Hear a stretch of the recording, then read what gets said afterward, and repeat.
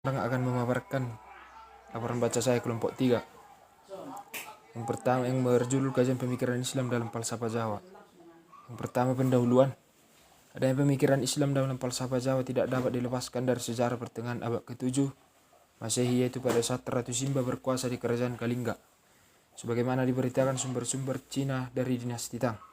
Di antara beberapa teori masuknya Islam di Nusantara, utamanya di Jawa, terdapat teori yang menyebutkan bahwa Islam dapat diterima secara baik di Nusantara yang berasal dari Islam Campa.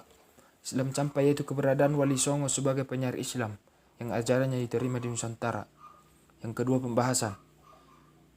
Pembahasan yang pertama ialah Islamisasi melalui pendekatan tasawuf dan budaya. Wali Songo dalam berdakwah di Nusantara khususnya di Jawa menggunakan cara-cara damai yang menunjukkan pada usaha-usaha penyampaian dakwah Islam melalui prinsip mau'izah al-hasanah waza lilhum bi'al latihiyasan, yaitu sebuah metode penyampaian pengajaran Islam melalui cara dan tutur bahasa yang baik. Nilai-nilai keislaman yang dikembangkan oleh Wali Songo tersebut ditegakkan di atas asas keseimbangan ataupun keselarasan. Kelembutan dan toleransi ajaran sufisme yang dibawa oleh Wali Songo tersebut dapat dilihat pada nilai-nilai keislaman yang diambil dari bahasa Arab, kemudian merasuk ke dalam nilai-nilai masyarakat yang jejaknya masih terlihat dalam nilai-nilai moral yang dianut masyarakat Jawa sampai saat ini. Pembahasan yang kedua mengenai tradisi Islamisasi melalui nilai-nilai dan budaya dan karya sastra. Kelenturan ajaran sufisme yang dibawa oleh Wali Songo sebagaimana yang telah dipaparkan di atas.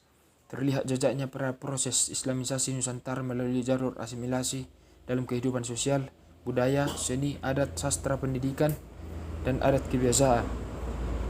Yang ketiga, karya sastra Jawa bersifat didaktik.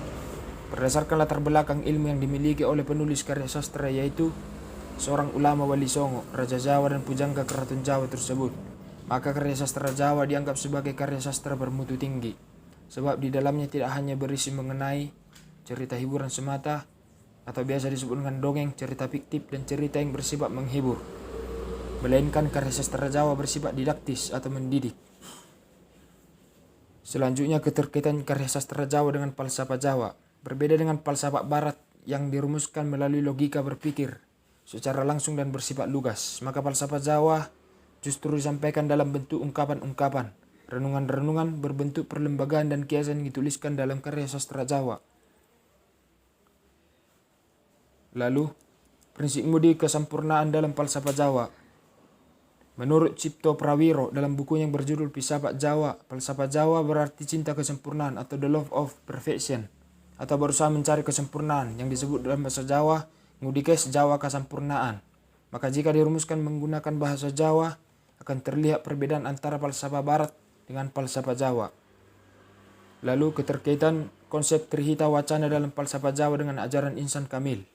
Trihita Wacana bermakna hubungan yang harmonis antara manusia dengan Tuhan, hubungan harmonis antara manusia dengan manusia lainnya, dan hubungan harmonis antara manusia dengan alam semesta dan lingkungannya. Lalu, hakikat pemikiran dalam falsafah Jawa. Hakikat adalah intisari dasar, sementara pengertian hakikat menurut Endra Suara dalam buku yang berjudul Filsafat Sastra, yang berasal dari kata hak yang berarti kanan, yang berarti juga benar. Secara keseluruhan, hakikat bermakna sebagai kebenaran tentang suatu hal. Lalu, konsep Tankena Ginaya Gapa. Orang Jawa menggambarkan keberadaan Tuhan dengan konsep Tankena Ginaya Gapa juga bermakna manusia Jawa bahwa Tuhan itu ada. Tankena Ginaya Gapa juga bermakna manusia Jawa meyakini adanya Zat Tunggal yang widi yang mutlak kekuasaannya, tetapi tidak dapat dijelaskan wujudnya.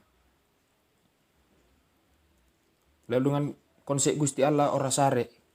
Konsep Allah Orasare yang berarti Tuhan tidak tidur, yang senantiasa terjaga di setiap masa. Dengan konsep Sangkanparan. Sangkanparan berarti hari pia, berarti dari mana dan akan kemana. Atau berarti sebuah konsep yang menanyakan dari mana dan akan kemana, pencipta seluruh isi alam semesta ini. Terima kasih, begitu dengan laporan baca saya. Kesimpulan terlampir. Terima kasih, Shalom.